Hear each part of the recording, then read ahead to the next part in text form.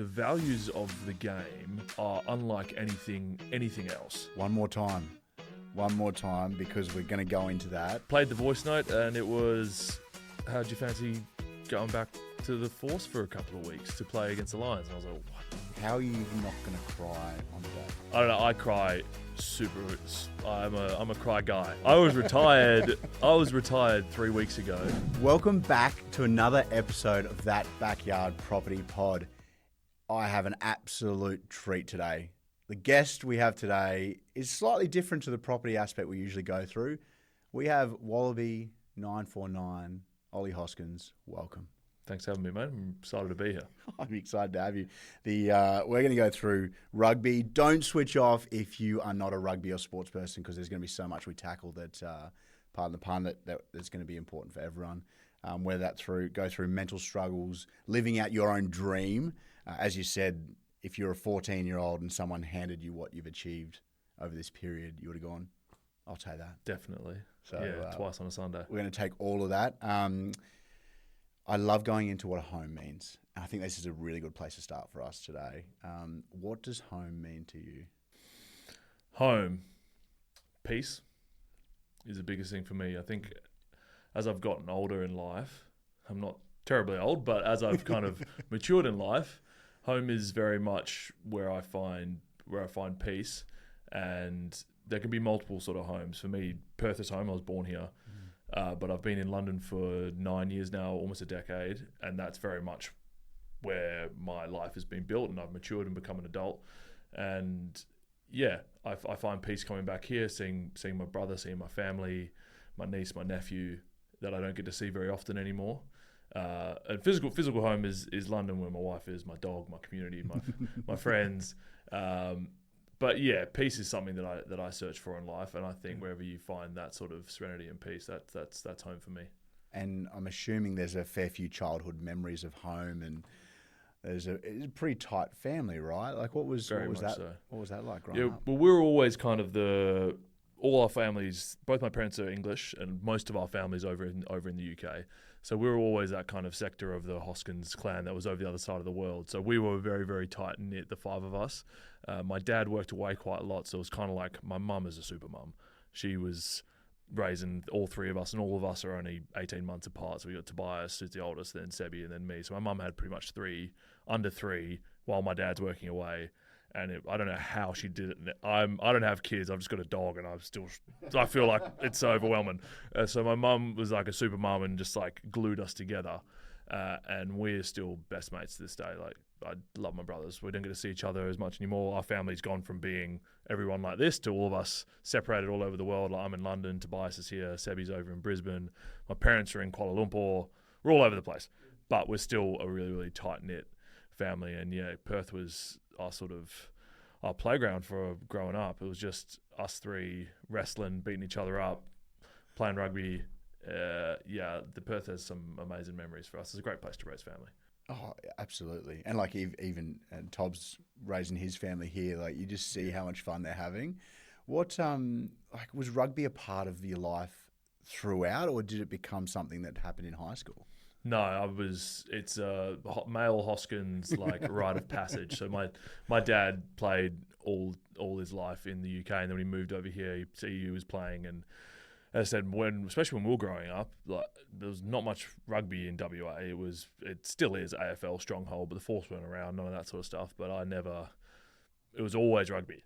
Always. Both my brothers played by the time I kind of grew up, and my dad played, so we'd go and watch him. And I started down at Southern Lions Rugby Club I think I was 4 when I started playing at the underage, just running around having no idea what to do.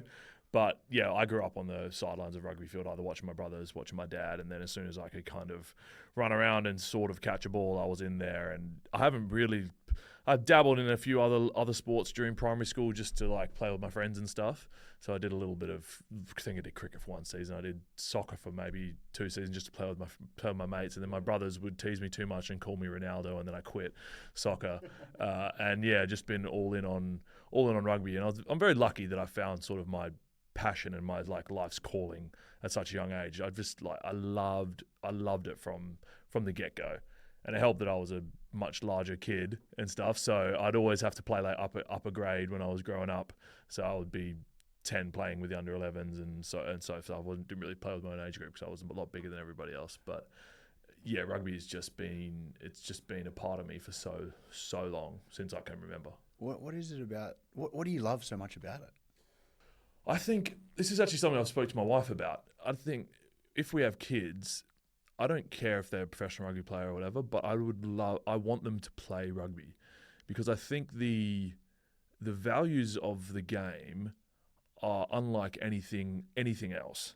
I think the inherent respect around the game, the respect for officials, the respect for coaches, respect for teammates. I find I struggle with. I'm a massive basketball fan. I watch NBA. I'm obsessed with me and my brother in fantasy basketball leagues. It's amazing. But the way that they talk to the ref and the way that they debate every call and call things out and blow up, and I look at it and I'm like, that would never ever be a thing in rugby. It's a game built on respect and built on working together, because especially rugby union, there's nothing you can do by yourself. You can be like, maybe when I was 9 years old and I already weighed 70 kilos and was running over kids, like you can run the field and kind of be by yourself. But once you get to any sort of like competitive level of rugby, you can't do a thing. You can be the best ball carrier in the world, but if you can break 5 tackles, is when you go down, if you haven't got 2 of your mates there to support you, turnover, you're dust. It's not like rugby league where you can just run by yourself or get up and put the ball through your legs and walk around. You can't. Everything is a contest, and every contest you have to depend on other people, and it just instills such amazing camaraderie and values within you that, as I said, even if I have children and they don't particularly like rugby, I want them to play, especially when they're growing up, because I just think it instills such amazing values in people that I'm sure anyone who's played rugby, you yourself can attest. The camaraderie that you feel in a team of rugby, I think, is unlike anything else, because you rely on people so much, and you put yourself in such a hole, and you do some horrible things. I've spent my whole career playing tight end prop. It's not fun. It's not nice. Scrummaging is not inherently good for you. It's really bad for your health, especially when you're doing it at the highest level. It's horrible. The amount of force, the amount of pressure, it sucks. But doing all that hard stuff with people who you go into the trenches with, you do horrible things, and you come out of it and you know that you couldn't have done that without your mates around you, and you've come off win, lose or draw, hope after a win. It's just it's some feeling in the change room after it. It doesn't matter what level of footy you play, 3rd grade club to playing internationally, that feeling after you've just flogged yourself for 80 minutes and you've relied on this bloke, it's awesome. It teaches such good things, and I also do believe that it's one of the only sports where any athletic ability, any shape or size, there is a place for everyone in rugby. People think just because it's so much contact, you have to be this massive physical guy.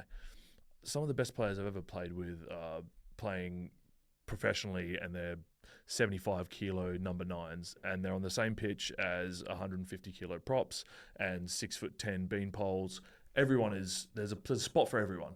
Yeah. I just think, it's a beautiful game. You're talking my language. I love it so much. But the thing I can't really get around is, especially coming to a state that is AFL focused, is the booing and the jeering and and throwing abuse at umpires, especially because you can't play without them. And so in rugby, you always like, oh, sir, like sir this, sir that, like whatever they say is right. So I find that part really hard to transition between sports, as you mentioned. How are you going to fill that void? Obviously, we'll get into retirement and whatnot. I never reached anywhere near the heights you did. And I was talking about it with someone the other day, that moment of finishing a game and sitting in the change rooms and enjoying that, the dank-a-rub smell in the air. And it's one of those things that I'll never get to feel that feeling ever again when you retire and you don't play. How do you think you'll fill that void? It's a good question. I don't know right now. I still don't know. Yeah.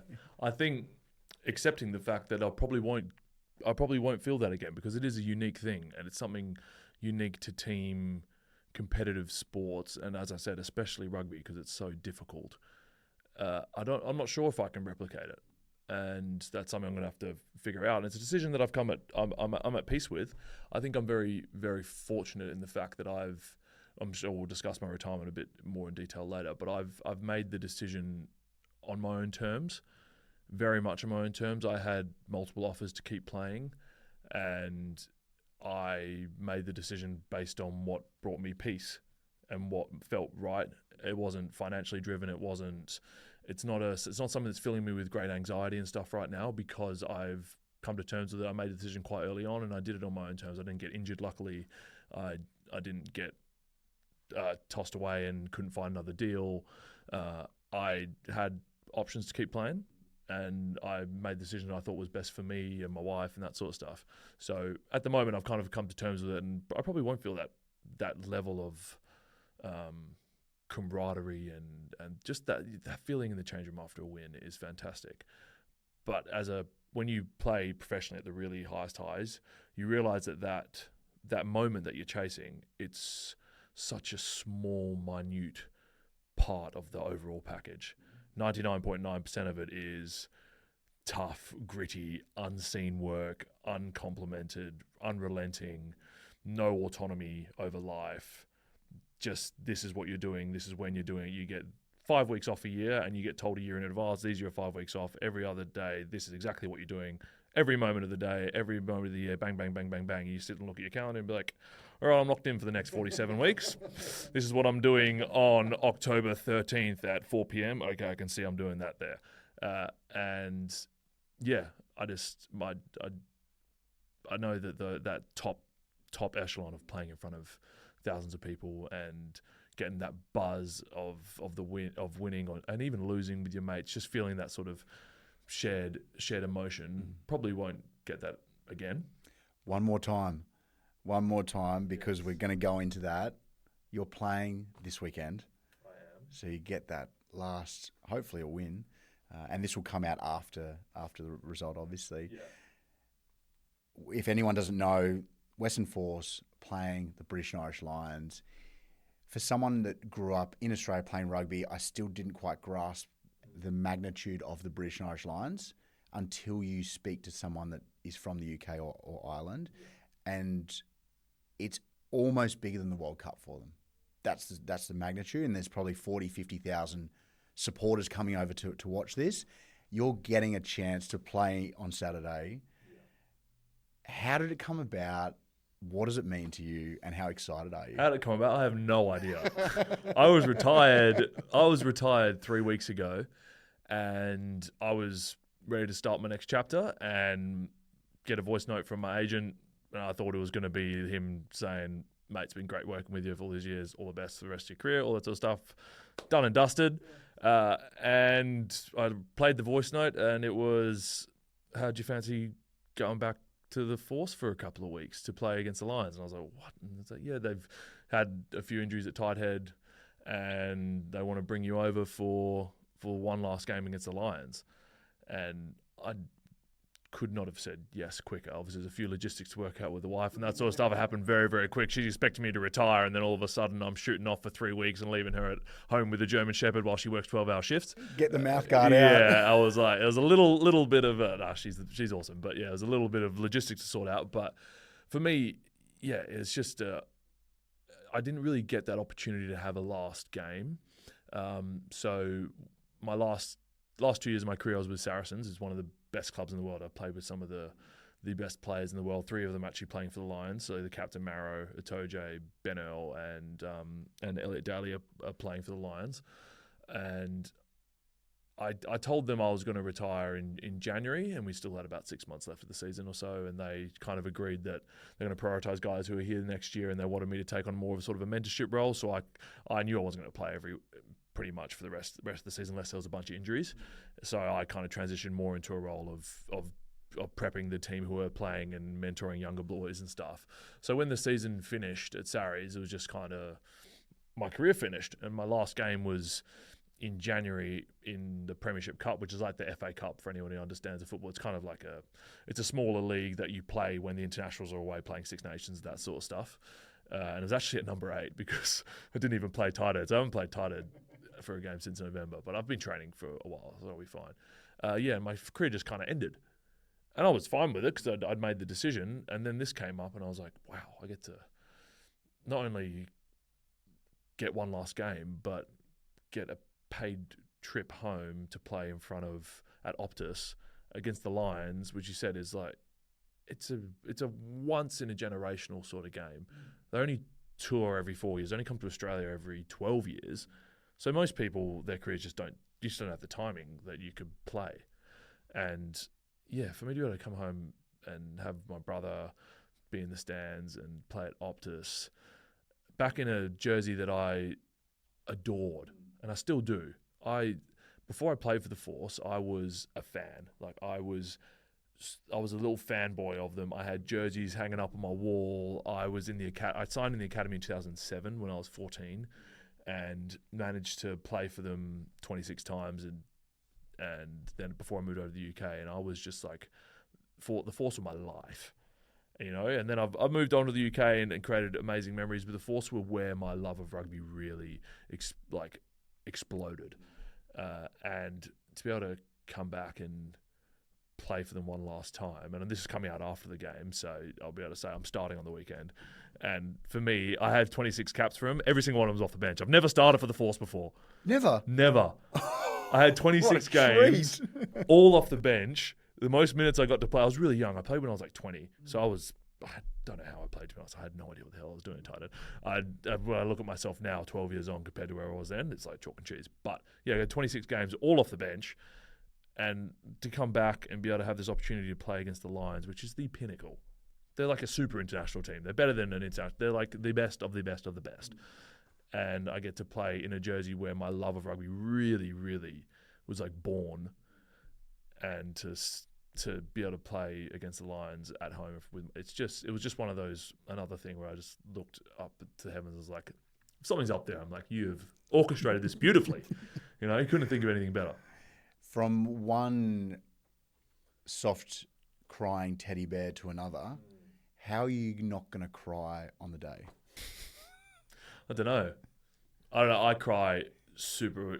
I'm a cry guy. Yeah, me too. You know, every time, it's usually, most of them are happy tears. Whenever like pride and good things happen to me, the waterworks start flowing. So I don't know. I'm probably going to be honest. Because it is a finite closing chapter of my thing, and for it to happen so poetically and so full circle, it's definitely going to be an emotional thing for me. Like, I'm probably never going to play another game of rugby after this, and for it to finish the way it's looking like it's going to in front of 50,000, which are probably mostly going to be Lion supporters, which is awesome. And I have my brother there, and yeah, I'm probably going to. It's a reality. Yeah. Before we move on to the next chapter, what's your score prediction? Score prediction. I honestly do think it's going to be close. I really do. We've got a really good team out, and I don't think anyone goes into any game not trying to win and not thinking they're going to win. The Lions lost to Argentina last week, so they're going to be proper up for it.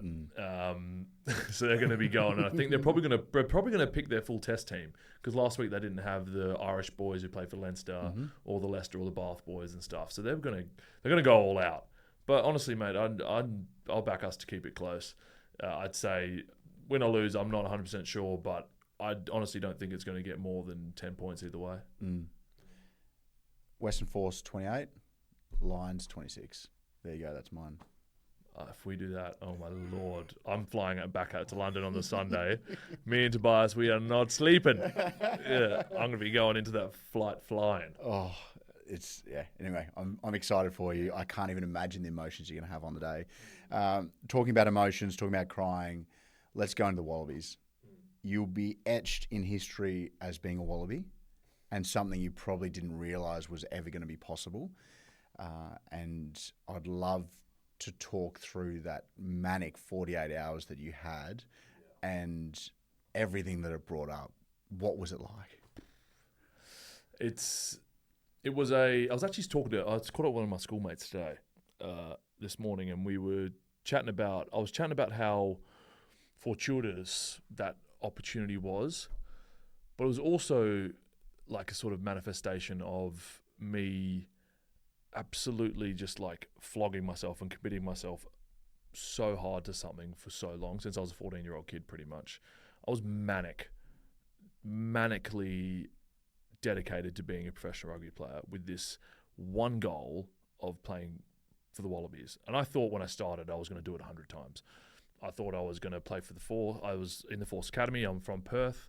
I was a fan. I thought I was going to be at the Force from when I was 14 to when I was 40, and I'd play 300 games for him, play 100 for the Wallabies, and have this awesome career. It didn't manifest that way, but I kind of found my way in through obscurity and bumps and stuff in the road to still achieve that goal. And it was the flash in the pan moment that came out of absolutely nowhere. So I played for London Irish on the Saturday.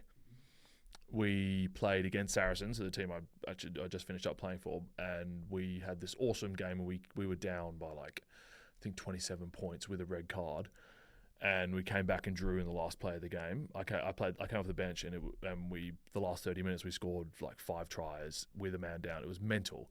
So I played that absolutely. One of my favourite games I've ever played in my life. On the Sunday, the next day, I watched the Wallabies play Scotland just on my couch by myself, and saw both Alan and Taniela go down, but didn't think anything of it. I'd never spoken to the Wallabies once in my whole life. And Sunday night, I'm a massive nerd. Like, tabletop role-playing games are my thing. I've grown up a gamer all my life, and me and a bunch of my friends in London, we play Dungeons and Dragons weekly. So Sundays is usually our D&D day. And I was mid-session, and like, phones are blasphemous when you're playing D&D. You can't use your phone because you're fully in character. Like I don't know if people don't know what Dungeons and Dragons is. It's a role-playing game. I embody a character. We role-play. We roll dice. It's the best thing ever. It sounds kind of lame, but it is the best thing ever. I love that. What was your character on the night? What's your character? His name is Yarpen. He's a halfling, so like a hobbit. He's an angry barbarian hobbit. So good. And it's like the opposite of me. I'm quite big and very sort of conflict adverse, and he is like this angry, short-fused little hobbit that I play. It's quite fun. So I was in the middle of being Yarpen, and my phone just kept buzzing and buzzing and buzzing in my pocket. And it got to a point where we had like a mid-session break, and I checked, and I had like 8 missed calls from Petrus Duplessis. And he's a guy I actually played with at London Irish for a couple of years. And we got on really well, and he's the scrum coach of the Wallabies. I knew they were playing England the next week, so I was like, oh, Para must just want to catch up for a coffee or something. But I was like, he called me 8 times. Oh, this is a bit weird. I'll call him back. So I called Para back. I said, oh, sorry I missed your call, mate. What's up? Like, you come to London, should we catch up? But awesome. And he's like, oh, yeah, Ollie, how are you, mate? We're going to need you to come to Wallabies camp tomorrow. And I was like, excuse me? Can you repeat that, please? And he's like, Alan and Taniela went down yesterday, and we've always kind of had you as our backup plan as injury cover for this tour. And I was like, you could have told me that, and didn't tell me this. And like, obviously, because I played in the UK, you weren't previously allowed to get picked for the Wallabies, but they kind of after COVID they scrapped that rule for like a year. I just didn't even think. And he's like, yeah, we need you to come into Wallabies camp tomorrow. We're staying at the Lensbury, which is a hotel in Teddington, which is literally a 10-minute drive from my house. It's and I was like, oh my God. And I was just kind of speechless, and I was like, oh, okay. He's like, we'll like 100% confirm with you in the morning if we need you, but like, we need you. So just like, be ready. You're probably going to get a call tomorrow and come into Wallabies camp.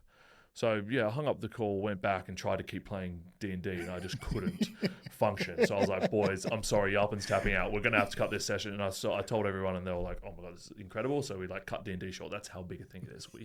We cut Dungeons and Dragons.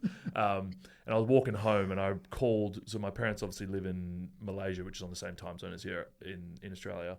And I called them because it was quite late night in the UK, and it was early morning. I called my dad and woke him up, and I was like, Dad, you're not going to believe what just happened. The Wallabies want me to go into camp for their game against England.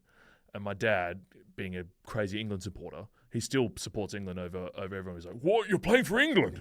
And I was like, "No, Dad, I'm going to Wallabies camp for the game against England." And he was like, "Oh, that's cool too." I was like, "Thank you, Nicholas." Yeah, so I called my parents. Everyone was pretty excited. And then I didn't hear anything in the morning, so I was like, it must not have happened. So I went to London Irish training as normal, and about 10 a.m. got ripped out of the gym, and they were like, "Yeah, you need to get over to Lensbury."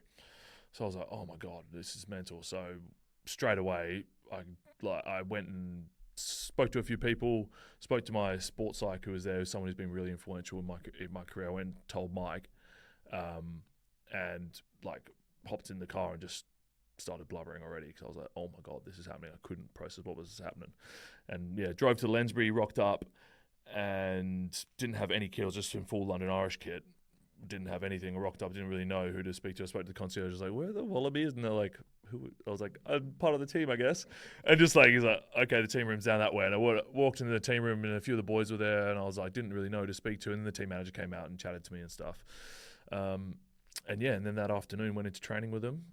They were right at the end of their season, so it was like a little walkthrough and stuff. And I was just walking through at Taito because the other two had HIAs and I didn't want them to do anything. So I was like, I suppose I'll just like train in their stead all week and hold back, and then not play because they'll come through, and then it's just an awesome experience for me to be in there. Like, I'm wearing Wallabies kit. I still remember putting on the training kit and putting a picture of it on my family WhatsApp. And I'm just like, this is so crazy, just to train. So I did that on the Monday. And then the Tuesday morning, have a team meeting before the session. And we get into the team. I've no heads up, no nothing. What I've heard is that Alan's probably out, but Taniela will probably be sweet. His head knock's not quite as bad. He'll probably be sweet. So like they'll move slips across to tight head. Taniela will be on the bench, and you'll just be like travelling reserve or 24th man, where you just like warm up and injury cover. I was like, this is sick. This is like still a win. And we get to the Tuesday meeting, and they're like, "Okay, yep, sweet, team for England." And go through, clap, gets number 18, Ollie Hoskins.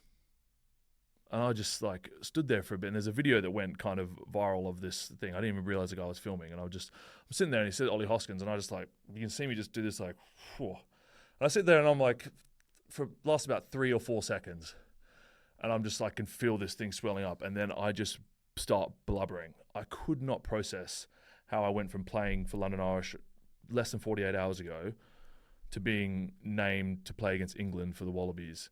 Like, it wasn't like a normal build-up where you get picked for a training camp and then you have an inkling if you're training well and you're kind of speaking in the environment and all that sort of stuff. I just went from never talking to them to being named on the bench against England. And I'm like, how does it? And I just blubber in front of all these people. And then I was kind of like, okay, I've got to get my stuff together here. I need to, like, oh my God, this is happening. And then I put it on the family WhatsApp, and it just exploded. And then I just trained for the rest of the week and was just like, this is crazy. And then when it got announced on the Friday night before the test match, like, my phone has never, ever, ever blown up. Like, it was overwhelming. I honestly think I got like well over 1,000 messages from people all over the world, London Irish fans, people back in Perth, people all over the world, because they saw that video, and then like it went, I think over all the socials, it got like hundreds and hundreds of thousands of views, and then like news outlets reaching out, all this sort of stuff, and and then it got to game day, and I went and saw. So my mum was actually in the UK already. And so I'd seen her a few times. I hadn't seen my dad for a long time because of COVID and that sort of stuff. And he managed to fly in a day before the test match. And I went out to coffee with them in the morning, and we were sitting in a little coffee shop in Richmond, our normal one. And I think I had like a 1% snippet of what being like semi-famous celeb was like. Were you wearing Wallaby kit? No, I was completely but like, I live in Richmond in London. It's a very rugby area, southwest London. It's right next to Twickenham. It's about 10 minutes from Twickenham Stadium where I ended up playing. And we were sitting in this coffee shop, and it was the morning of the test match, and like I just had random people coming up to me, taking photos with me, be like, "Saw your video, blah, blah, blah." I was like just trying to have a coffee with my dad I hadn't seen for ages, and I was like having to sign these things, and I was like, I need to leave because I was like trying to treat it like another game, as I always do. And I was like, I don't usually, before I play for London Irish, go out to coffee shops and get stopped for photos and autographs and that sort of stuff. And I was like, this is starting to make it feel a bit bigger than I want it to, because I wanted to try and keep it cool. And yeah, then I had to like sack that off and went back to the hotel. And then the game itself happened so quickly.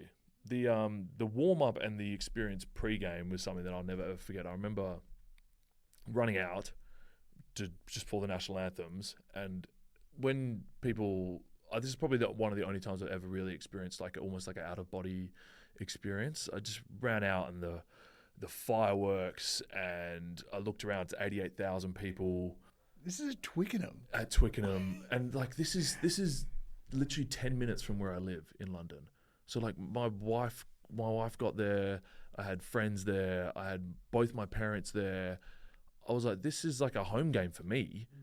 It was incredible. And I walked out and then like lined up for the national anthem. And I like, once again, I just looked straight ahead. Mum, dad, wife, one of my best mates who I actually played with the Force with back in the day, Rory Walton. He's there, his wife. And I just started. So you found them in the crowd? But I wasn't looking for them. I just looked straight ahead and they were just right there. And I was and the same footage, camera right on me, and I'm just blubbering during the national anthem. And I was like, oh my God, this is just, and I honestly felt, it was one of those things where I honestly felt like I left my body for a bit. I was like, I cannot fathom that this is happening. I can't believe that I've gone in the space of 6 days from never speaking to Wallabies to I'm standing on Twickenham in front of 88,000 people about to play England. And yeah, and then the game itself, I only got like 13 minutes. Came on, made 2 or 3 tackles, had a couple of scrums, they went all right, and then it was over. What was that moment? So you come on for slipper. They've said, slips is off, you're on. You run out over the line, and you're running towards, I'm assuming, a stoppage. So yeah, it was a line out. It was a line out. So you're running towards the line out. Yeah. What was that like? Once I was on the field, it was just rugby. Like, honestly, I've played in front of 88,000. I've played during COVID in front of no one, where they were pumping in fake crowd noise into the stadium. But when the ball's in play, it really doesn't feel that different. You're so locked into where you're meant to go, what you're meant to do, that it's really during the stoppages and the breaks in play and the warm up and the pre and post is where you really like feel the atmosphere and stuff.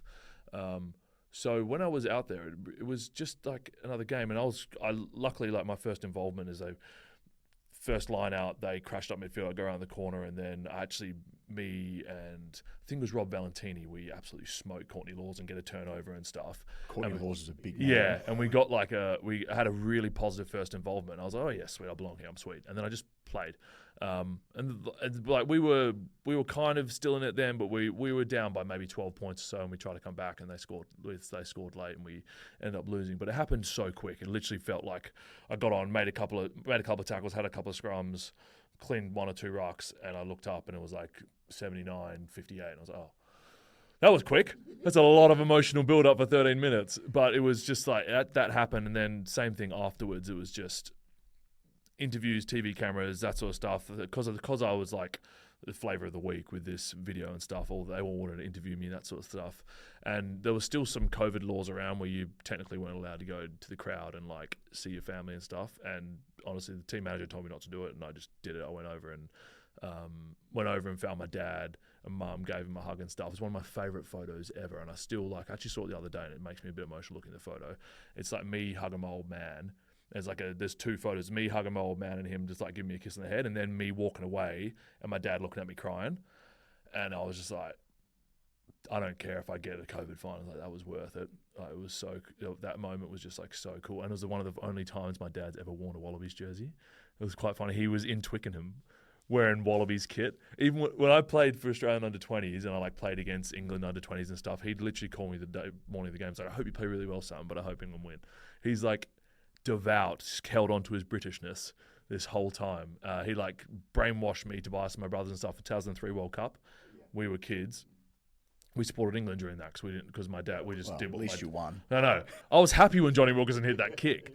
And yeah, but he's held on to his Englishness, but he was wearing a Wallabies jersey, and yeah, that was just it was just the most incredible moment of my life. It was just one of those, and then I stayed with them for the next week for the Wales game. Didn't play. Alan and Taniela came back for that, but I was just to be in the environment for another week, go on tour with them to Wales, like even just be warming up at the Principality. That national anthem, the Welsh national anthem, with the roof closed, and you're on the field. I wasn't even playing. Like during their national anthem, like hairs standing. It is unbelievable. So I'm so thankful I got that experience. It was just so cool. And then I had my 2 weeks with them. And they said, thank you very much. Went back to London Irish. Never heard from him again. It's like a summer fling. Never heard from him again. Yeah, and it was because then the laws changed back and I couldn't get picked and that sort of stuff. And yeah, it was just this like magical stars aligning of two people getting injured in my position, me knowing the scrum coach, so he could like vouch for me. That sort of stuff. It always helps with any industry, I think, like even in real estate or whatever. If you know someone in the industry who can give you like a first-hand recommendation, that holds more weight than anything. And Para, obviously, I played with him for a good couple of years. I was playing really well when he was there, and he like went into bat for me and said, "Pick this guy. He'll do a job for you." And yeah, it was just a lot of stars aligned. But at the same time, I'd worked so hard and thrown everything at it since I was a 14-year-old kid, for so long to be in a position where 14 years later when I was 28, when this happened, like when those stars aligned, I was in the right spot to take the opportunity and to be in the position to take it. So yeah, there's so much luck involved, so much, but everything in life has luck.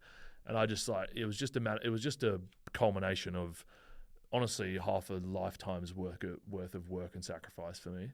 And it just was just such a beautiful moment that was so fleeting, but yet holds so much weight for me.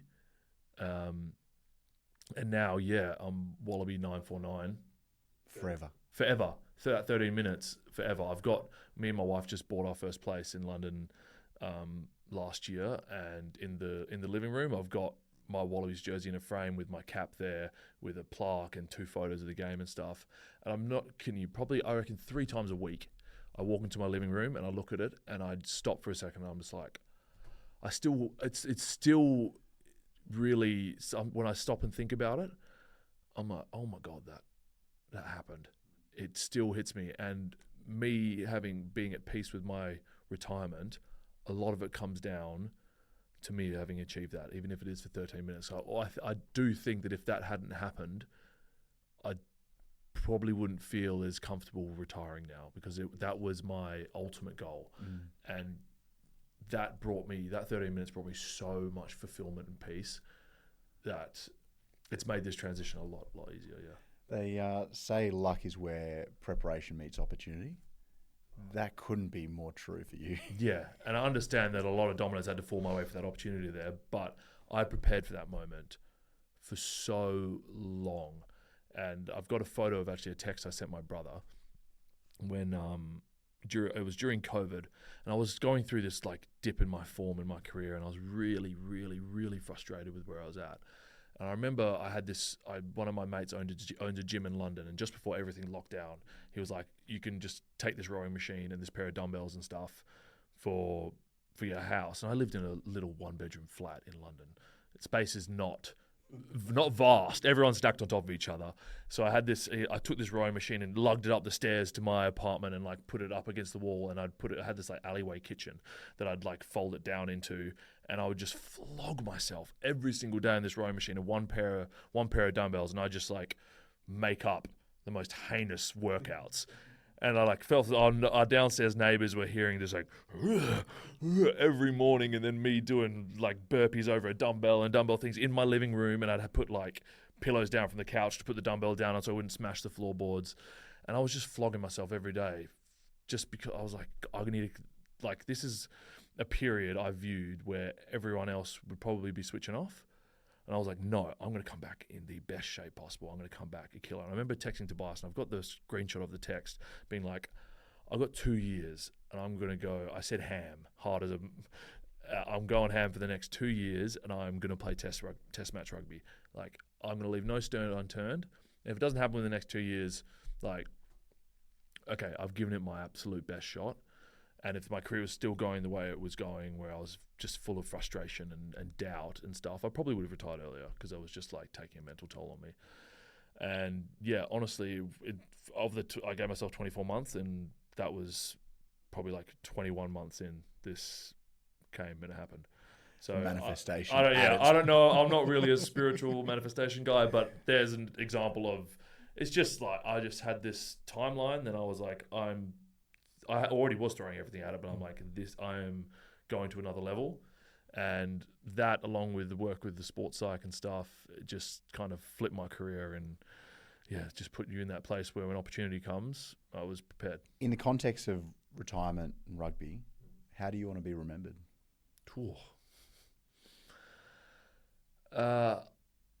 Someone who cared a lot. I was always it's actually factored in a lot to my decision to retire. I was always a player who played with abundance of passion and love.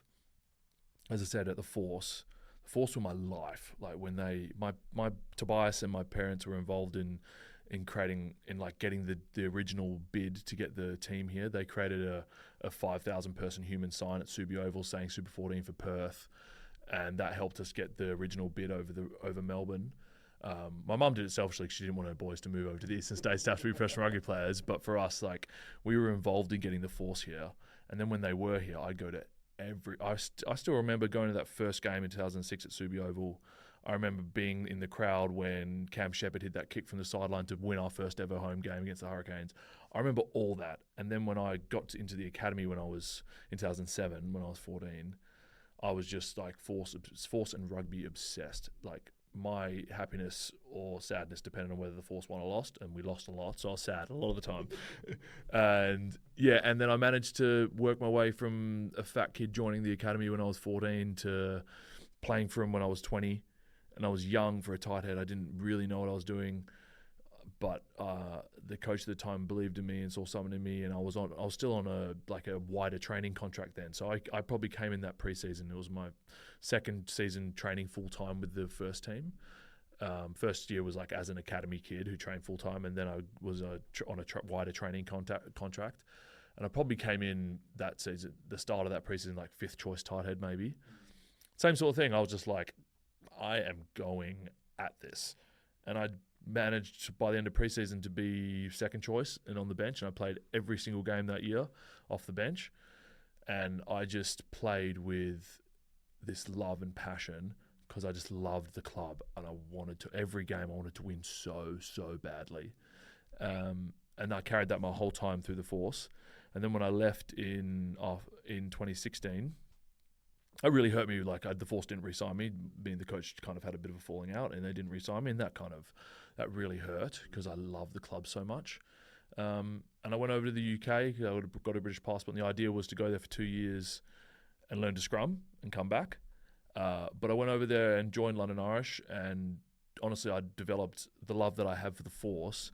I developed that for Irish, and I got to a point there where I loved that place so much, and I played with so much passion and love, and all the hard stuff I spoke about previously, being a professional rugby player, none of it bothered me ever because I loved London Irish and I wanted to win with them so badly, and I always played with I was all in all the time emotionally, and when London Irish went into administration and we all lost our jobs and stuff, that really, really hurt me.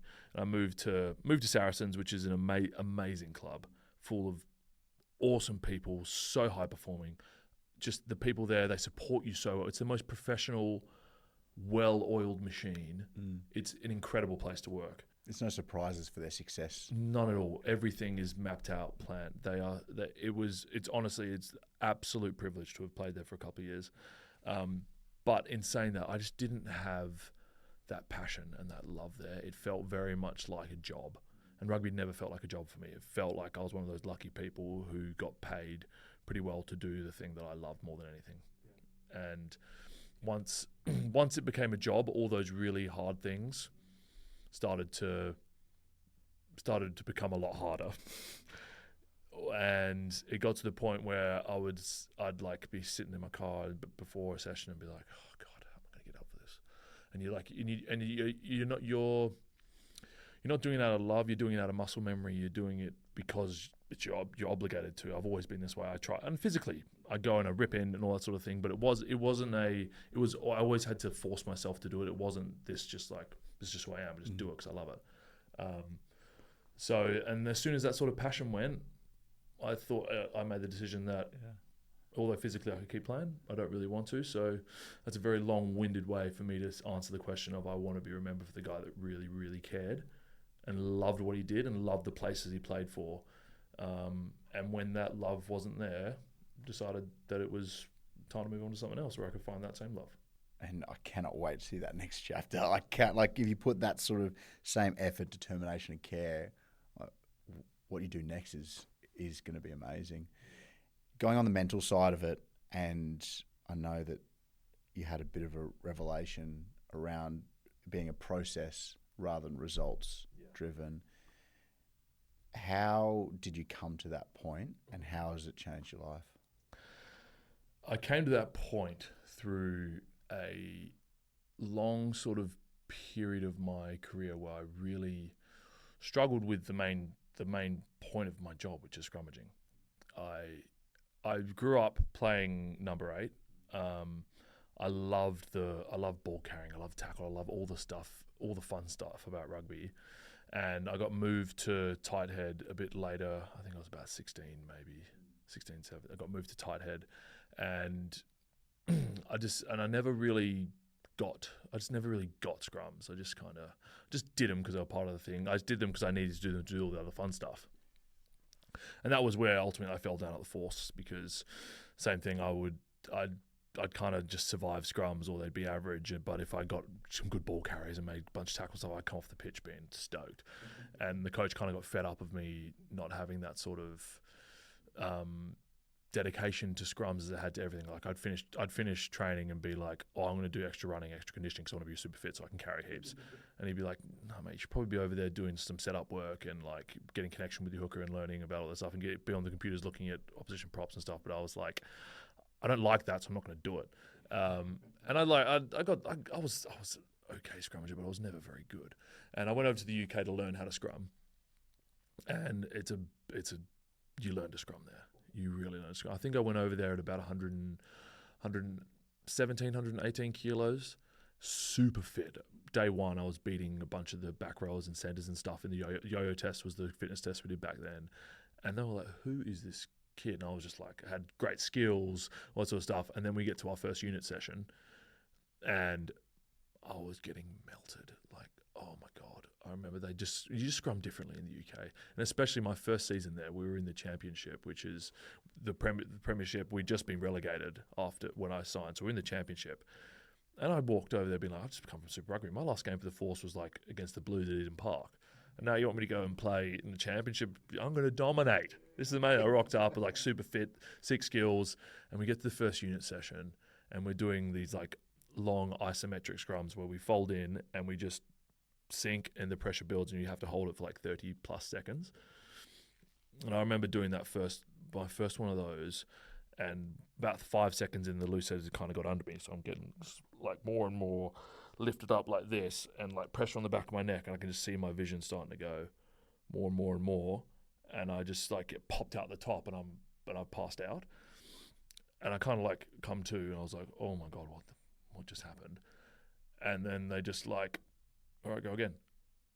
And I was like, screwed off, and I was like, oh my God. And this just happened over and over and over again. I was just getting melted nonstop. And that first season was really difficult. And then I kind of like learned through a lot of failure, and got to a point in my career where I was so married to my self-identity and my self-worth and how I felt about myself was so married, not just how rugby went, but specifically it was just how scrums went. Because I've been told for so many years that I was a crap scrummager and good at everything else, I just like sucked that narrative up down to my core. And for me, like we could win by 50 points, but if I gave away a scrum penalty, I'd be so down on myself. I'd be beating myself up mentally. I'd be in like the middle of games, and I'd be packing down for a scrum in the middle of a premiership game in front of like 30,000 people, and I'd make these fake scenarios up in my head.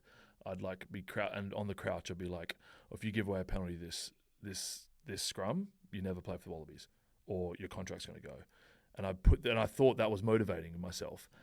And then I give away a pen, and it'd be like, oh no, and then yeah, and if my first scrum went bad, the whole game I'd just be thinking about it. I couldn't let it go. So I got to the point where, and I still had seasons. It was the annoying thing was I had moments. I had seasons long where it went really well, and I'd play great, and I ended up starting in the premiership a bunch, and I make like premiership team of the year and all this sort of stuff. And even when it went really well, because I'd soaked that narrative up from so long ago, I put it down to just like luck or the other person. If I had a game where I like got off a couple of pens and scrum really well, I wouldn't come off being like, yeah, Dom, and I'd be like, oh, thank God. I'd be like, oh, that guy had a bad day at the office. Thank God I survived that. I never gave myself any credit, and that just gets... That's true imposter syndrome. And it was so tiring. And it got to the point where there was this one game at the end of... It's only 6 months before I played for the Wallabies, and this was the big turning point. It was in May 2021, and we played Wasps at home, and it was the first game after COVID where limited crowds were allowed back in. I think we were allowed like 4,000 people back in stadiums. So like my wife came with a few of her friends. We made some new friends over COVID, and they would come watching me for the first time. And I was starting against Wasps. It was an important game for us too. And I started, and out of the first 4 scrums, I gave away three penalties, all of them getting absolutely melted, back to back in the first, and then I got pulled from the field 25 minutes in. I got like tactically subbed 25 minutes in, and I remember just before that, so I made like a really good tackle, got a turnover, and it was our scrum, and I was like just about to pack down the scrum, and in my head I was absolutely cacking myself. I was like, oh God, not another scrum. Who was the loose head? A guy called Tom West. And I've actually played with him at Saracens for a year. And I was like, I told him this story before. And like, you actually, by you messing me up so much, you actually changed my career. It's the best thing that ever happened. And yeah, and I remember getting pulled off, and the camera like following me to the bench, and just like, you know what they do, they just sit there in front of me. And I was like, in my head, I was like, God, I just felt this big. I was so frustrated because the whole season had been up and down. I'd have games where I feel really good and scrum well, and then one would go wrong, and I'd have games where I'm just terrible. And I got to I managed to not cry in that moment when the camera was on me, and all I was thinking was, I'm so embarrassed. Like, I just thought everyone thought I was a failure. My wife was there, my friends were there, my parents were watching on TV, Tobias was watching back here, and I just felt so embarrassed. And I got to half-time, went into the toilets and just like blubbered. I was like, I'm done with this. I can't deal with this pressure I'm putting on myself anymore. Honestly, it was really affecting my mental health. Outside of rugby, I'd go home after games. Even if we won, I'd go home and I would just be sitting there watching every single scrum, analysing the tiniest details that in the grand scheme of things don't matter. Did I move my foot from here to here? Did I do that? And I was just over-analysing everything. And I was just so frustrated that that was actually the last game of the season. So I kind of decompressed over the summer, came back in, and in pre-season I started working with a sports site called Mike Roberts. And he came to me and asked me, I kind of opened up to him, and we kind of spoke about the roots of my sort of mentality around scrummaging and stuff. And he asked me one question that honestly has like been so transformative for me. He's like, the question he asked me was, what in a scrum can you control? And I never really thought, I was like, my immediate reaction was, well, everything. Like I'm the one, I'm the tight end, I'm the one in there. I decide whether we go forward or backwards or it goes well or badly because it's my job. And then he's like, no, let's break it down. What can you control? And I didn't really understand what he was asking, and we broke it down. And when it comes down to it, when the actual outcome of the scrum, what I can control is absolutely nothing. You actually can't control a thing. Like, there's so many external factors and uncontrollables that determine whether a scrum goes well or bad, like is a good scrum or a bad scrum. You also can't determine how the ref perceives a scrum either. That's one aspect of it. The ref, how many times have you seen a scrum go down and everyone's convinced it's going this way and he goes that way? I was so married to that. Also, I can't control whether my hooker gets his set up right. I can't control whether my loosehead, if my loosehead kicks his hips and lets their tight end in the hole and the whole scrum walks around and then it's an 8-on-4. Doesn't matter if you're Cole Heyman or the best tight end in the world, Vincent Koch, you're in trouble. If your breakaway is not actually on you. Exactly. Your flanker slips, your second row's got missing a stud because all these things were completely out of my control, and yet all of them influenced the one thing, the outcome, that I was completely married to. And we came up with essentially this thing about having a process over outcome mindset, where if I can't 100% own it and control it and repeat it every single time, then why is it taking up any cognitive space? So we just developed like a process around my scrums, which was essentially everything before the bind, before I come in contact with another player, is something that I can repeat, commit to, practice, and do every single time. So we came up with a process of me having a certain way I bound, how far ahead of my hooker I wanted to be, all this sort of stuff, and more than importantly, my intent and my mindset going into the scrum. And if I like check those boxes every single time, then whether I went forward and got and split the loose head and got a pen, or got absolutely melted and went backwards, if I went backwards, like, did I hit my checklist of this is where I bound on my hooker, this is where I put my foot? Was I out in front? Was I at a good height? Did I try and assert my weight? Was I in the mindset of I'm going into this scrum to go forward, not survive? I'm going into the scrum to go forward. If I do or don't, whatever. But if I committed to that mindset and that process, then I didn't care about the outcome, whether it was good. If it went super well, I wouldn't get up whooping and hollering and be, yes, I'm on top of the world, I'm the best player in the world, and that would influence my game and have a great one. If it went poorly, I wouldn't be in my mind going, oh God, that was terrible. I'm a bad player. I'm a bad person. I'm going to lose my contract, which is where my mind was at. I'd literally have one bad scrum and I'd be running back on the defensive line thinking about my contract in 2 years being up and them not re-signing me. That's how it got to the point where I was so married to something that I had absolutely no control over. That, of course, I'm going to be anxious and feel pressure because I can't do anything about it, really. So we just committed to this process of an outcome mindset, and I essentially just went into that season after that preseason being like, the only thing I'm going to focus on is effort. The only thing I can really measure myself on is, am I going out there to survive or to be dominant and aggressive in all aspects of my game, not just scrums? Am I getting off the ground quickly?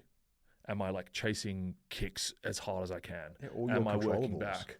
They're the only things I control. Am I in position early that puts me in the best position to be dominant? That sort of stuff. And that was the only thing I measured myself on. And I'm not telling you how quickly it transformed my game and me as not just me as a person. Because once I'd committed to that in rugby, I went from that game against Wasps happening in May to playing for the Wallabies in November, and that season there was probably was the best rugby I've ever played in my life, all because I literally went into the game. I barely I'm sorry to my coach, I barely did any technical review or preview of other teams. I didn't care what other loose heads were doing. I knew our game plan and stuff. I knew our plays and that, and our line-up calls and that sort of stuff. I didn't look at what opposition were doing. I didn't care because I was like, they don't influence me. I'm not going to change how I play based on what you do, because the only way that I play now is maximum effort for whether I got picked or not, whether I was starting, whether I was on the bench. I'm like, if I play 50 minutes, it's 50 minutes of max effort. If I play 5 minutes, it's 5 minutes of max effort. If I play 80 minutes, I'm going to try to do it for 80 minutes and probably blow up. But even if my max effort then is 30% of my absolute maximum, I'm just giving max effort all the time. And it just revolutionized the way I went about things. And yeah, it was so transformative. And I did it in my life too. All the sort of important things in my life, if I can't control it, I don't worry about it. And it's honestly, it's helped me so much. And we talked about when London Irish went under. That was the most uncontrollable thing of all time. Like, I just signed a 3-year deal, like the most secure. I had this. I used to. Tobias would tell you this. I've always been like an over-analyzer and over-planner, and I want to have this perceived control over my life. And the same thing, I'd like plan my finances out for years in advance. I'd get my salary and I'd like put this much into investments, put this much saving here. I'd give myself this much to spend. I'd do this and this and this, which is a good thing, but it would just bring me anxiety, because if I wasn't perfect and it wasn't sticking to the plan, my brain would just like tweak out a little bit. And when London Irish went under and I just signed a 3-year deal and had all this security, and it was the most financially lucrative deal I've ever made, because just off the back of me paying for the Wallabies, the best deal I've ever signed. I was like, oh my God, I'm going to like set me and my wife up here. We're flying. And then our owner pulled the plug. All of us lost our jobs overnight. And old Oliver, before I'd started doing this stuff, that's the most uncontrollable. I can't control what our millionaire owner decides to do. Like, I got no control over that. And it allowed me in that moment of like complete chaos over my life to like properly be upset, grieve, all that sort of stuff, lots of tears. But instead of being an emotional, making like a reactive decision, like, oh, I've got to just like get a job that pays the most, screw everything else in my life, I actually took the deal that paid the least, but it was allowed me to hold on to all these other pillars of my self-identity that I'd built over that time, like my friends, my community, my prioritizing my wife and her job, prioritizing my happiness, my peace, and all of that. A lot of it was tied to us living where we're living because we loved it there. And I was like, Saracens came, and they're a great organization. I've heard lots of boys go there, love their time there. They get treated really well. And although the money was nowhere near what I was on at Irish or what I had other offers to do, I just prioritized what would bring me the most peace and what was happiness for me. And so I went to Saracens and I stayed in Richmond and commuted an hour and a quarter each way every day. Sometimes it took a lot more when the traffic got bad. I'd spend almost 3 hours a day in the car. But I decided to make that decision because for me, the things that bring me happiness and peace and things I can control are that. I was like, well, it's a no-brainer. I didn't make a reactionary emotional decision based on stuff, because I was like, I'm focusing on my peace and what I can control and the things that bring me joy, and I don't regret going to Saracens for a second, even though in that moment when I just signed that 3-year deal with Irish, if you told me that in 2 years' time, when did we go on? 2023. 2 years' time, would have gone to Saracens and not worked out the way I wanted to, and I'm retiring, I would have run. Like, I would have looked at that and been like, oh my God, get me out of here. You're going to lose a bunch of money. You're going to retire, all that sort of stuff. I'm in the best place mentally I've ever been. I feel so at peace and so happy with all my decisions. And yeah, it's just kind of like you just like relinquish control to the waves of life. Mm. And it all actually started with me getting my ass kicked in a scrum for a while and working with a sports psych. And it's honestly just transformed my entire outlook on life. It's probably just allowed you to be at peace with the decision to retire as well, right? Massively. Because I'm stepping into the most uncertainty ever. I've never done anything but rugby. I've never had a real job. I've been a professional rugby player pretty much since I was 14. And I'm 32 now, and I'm starting my own business, and I'm stepping into a world of complete uncertainty. I'm not going to have a salary coming in. I'm living off savings while I start this thing up. And old Oliver, the thought of that would have I would have been so scared and anxious that I couldn't plan what was going to happen in the next year, that I never would have backed myself to do it. Whereas now I like look at it objectively, and I'm like, you can't really control a lot, and all I can do is what feels right. And for me, you talked about transferring like that passion I had for rugby into my next thing. This feels right because I can feel that like fulfillment and passion moving from this into what I'm building with my business. And I'm like, it just feels right. And you know what the worst thing that could happen is, it doesn't work out, run out of savings, and I get a job. I'll be fine. You know, if that's the worst thing, I know, but bring it on. That's what I mean. Like, but when you're in that mindset of you're just so focused on the what ifs and the worst possible outcome, and you've got to safeguard yourself from this and that, which is me focusing on things I can't control, and you're scared of change and this uncertainty and that sort of stuff, then you limit yourself, I think, massively to opportunities. And look, it may not work out, but I'll be fine either way. And it's funny how this mindset is actually literally all spawned from me working with a sports psych and having such a toxic relationship with scrums, and it's just like expanded into how I view the world. Sorry, I'm waffling a lot. I'm giving you very long answers. You're gonna succeed in this business. Before we kind of round out the end, because I love going into what we're proud of, and I think this is a really good place for you to talk about what you're proud of, because I'm sure you are proud of yourself, no doubt. What's the business? Shout it out. What is it? What are you doing? So I am getting into high performance executive coaching. So my business partner is a ex-professional cyclist. He went to 3 Commonwealth Games for Great Britain. And we are creating workshops and modules to run with businesses to instill the high performance mindset of elite sport into their teams and leaders. And we're going about it a bit differently to we think that a lot of the sort of corporate training space is filled with a lot of fluff and a lot of box ticking, and especially in London, these corporates spend an enormous amount of money on things that don't really bring them a lot of value. So we're trying to create a really unique and different product in that space that is not standing up there and lecturing to people. We're not telling them what they should and shouldn't do. We're essentially creating an interactive, gamified experience. So for each one of our modules around teamwork and leadership, we've created a bespoke activity that scales with difficulty as we arm them with more tools, whether it be for performing under pressure, whether it be for resilience, whether it be for connection around communication, building trust within teams, that sort of stuff. We've created games and activities that put people under pressure and test what we're teaching them in real time. And yeah, we just think that I didn't want to just throw away everything I've done in rugby, and there's so many really valuable skills and stuff that is beyond the physical nature of being a professional athlete. It's a pressure cooker. It's the mental skills. It's doing the unseen work. It's all this sort of stuff that we think can be used to really optimize businesses and their teams. And we're coming at it from a different angle, and we haven't launched commercially yet. We're looking to hopefully launch in the summer in the UK, so it'll be wintertime over here, but somewhere between July to September.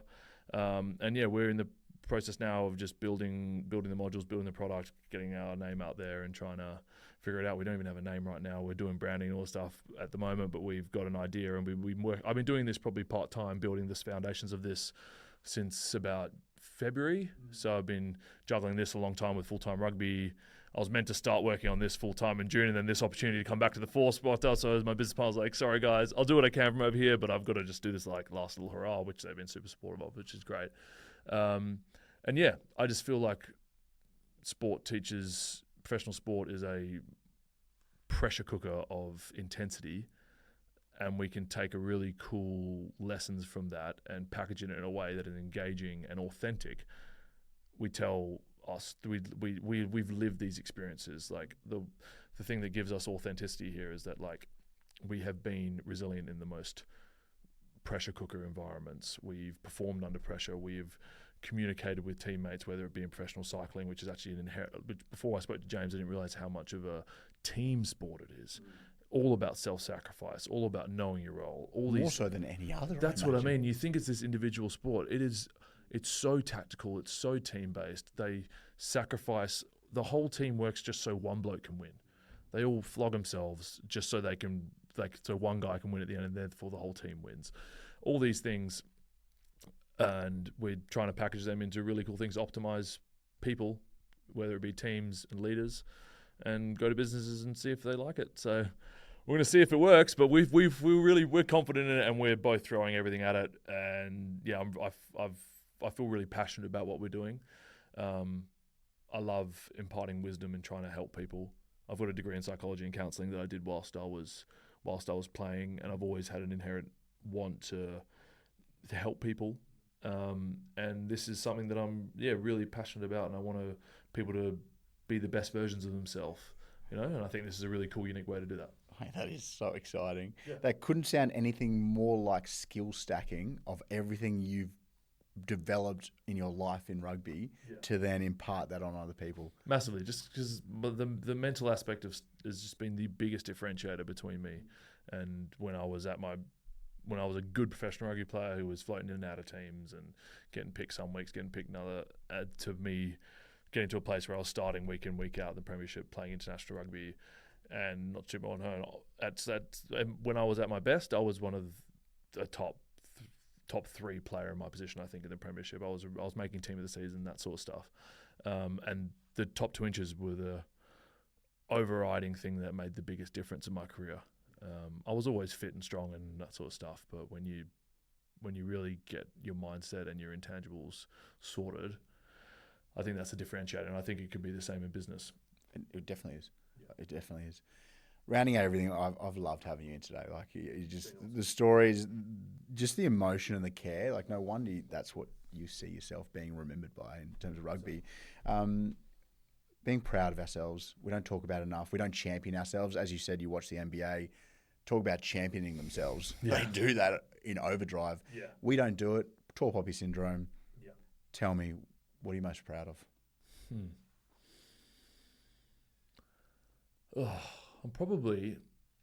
I'm most proud. I said when I announced my retirement on socials, I just had this line that I kept saying was just like, I did it. I did it. And I remember when I announced my retirement, like I'd already come to grips with it. I told my family and my agent and stuff in January, and I only announced my retirement in May, like publicly.